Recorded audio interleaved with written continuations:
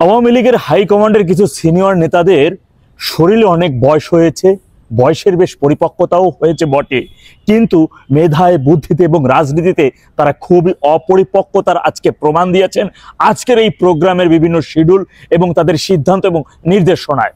তারা যে কতটা অপরিপক্কতার পরিচয় দিয়েছে তা কেবল আজকে মাঠে যে সকল ভাইরা গ্রেপ্তার হয়েছে, যে সকল ভাইরা আজকে এখন পর্যন্ত কঠিন বিপদের মধ্যে রয়েছে, তাদের বিভিন্ন বক্তব্য এবং তাদের কথা শুনলেই বোঝা যাচ্ছে।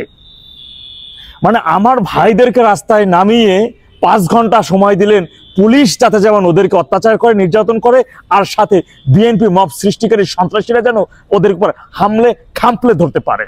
আপনাদের এই অপরিপক্ক নির্দেশনার কারণেই কিন্তু আগামীতে আপনি যত ডাকবেন তৃণমূলের এই সকল কর্মীরা কিন্তু আপনাকে নেতা বলে গণ্য করবে না। মনে রাখবেন, এই সময়টা হচ্ছে নিজের পরিপক্কতার পরিচয় বহন করা। সৈয়দ আশরাফুল ইসলাম সাহেবকে হারিয়ে আওয়ামী লীগ যে কত বড় সম্পদ হারিয়েছে সেটা এখন খুব রন্থে বুঝতে পারতেছি কি নেতৃত্ব আওয়ামী লীগ হারিয়েছে। আওয়ামী লীগের তৃণমূল এখন একমাত্র শুধু নেত্রীর নির্দেশনার অপেক্ষায় রয়েছে। আওয়ামী লীগের তৃণমূলের এখন নেত্রী কখন চূড়ান্ত একটি নির্দেশনা দিবেন, তার আগে কি কি নির্দেশনাগুলো দিবেন তারই অপেক্ষামান রয়েছে।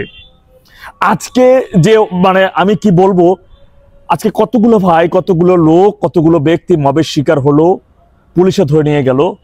একটু মনে রাখা উচিত, 5 তারিখের পর থেকে এই পর্যন্ত মাঠ পর্যায়ে আওয়ামী লীগের সবচাইতে বড় দুশ্মন যেমন ইউনূস, সেই সাথে বড় শত্রুই ওই মব সন্ত্রাসী দল বিএনপি। আজকেও যেভাবে নির্মমভাবে, নির্দয়ভাবে আওয়ামী লীগের নেতাকর্মীদের উপর মব সৃষ্টি করে অত্যাচার করেছে, শারীরিকভাবে নির্যাতন করেছে, শুধু আওয়ামী লীগের নেতাকর্মীদের উপর না, সাধারণ মানুষকেও তারা ধরে শারীরিকভাবে নির্যাতন করে পুলিশকে ধরিয়ে দিয়েছে, পুলিশের হাতে সোপর্দ করেছে। পুলিশ আসলে কয়টি শ্রেণীতে বিভক্ত? বিএনপির এই সকল মব সন্ত্রাসীরাও কি পুলিশের ন্যায়? পুলিশ আসলে কারা এরা? আর সেখানে যদি নেতৃত্ব এমন হয় যে শুধু খালি হাতে মিছিল করবে, খালি হাতে কিসের মিছিল? এই 14 মাসের মধ্যেও যদি সেই জ্ঞানের এই পক্কতা যদি না আসে যে এই মুহূর্তে এই যে 5-6 ঘন্টা হাতে রেখে ওদেরকে একটা পরিবেশ তৈরি করা, একটি সময়ে দেওয়া, কেন এগুলো কিসের লক্ষণ? তৃণমূলকে কেন এই বিপদে ফেলা? তথাপি আমি বলবো তৃণমূল কিন্তু যথেষ্ট শক্তিশালী, যথেষ্ট সক্রিয়। এখন এই মুহূর্তে যদি আপনাদের ভুল নেতৃত্বের কারণে তৃণমূলের উপর একটি আঘাত আসে, তৃণমূলের উপর একটি বিপদ নেমে আসে, সেজন্য কিন্তু অবশ্যই আপনি কোনোভাবে দায় এড়াতে পারেন না। আপনি যদি নেতৃত্ব না দিতে পারেন, আপনার যদি অপরিপক্কতা থেকে থাকে, তাহলে সরে যান না। দয়া করে রক্ষা করুন এখন তৃণমূলকে। আপনি সরে যান, আপনার জায়গায় নতুন কেউ আসবে, তাদের বুদ্ধিমত্তা, নতুন প্রজন্ম সেখানে বসুক, তাদের বুদ্ধিমত্তা দেখুন খেলা। আমরা জানি আপনাদের এই নেতৃত্বকে আমাদেরকে আশাহত করবে।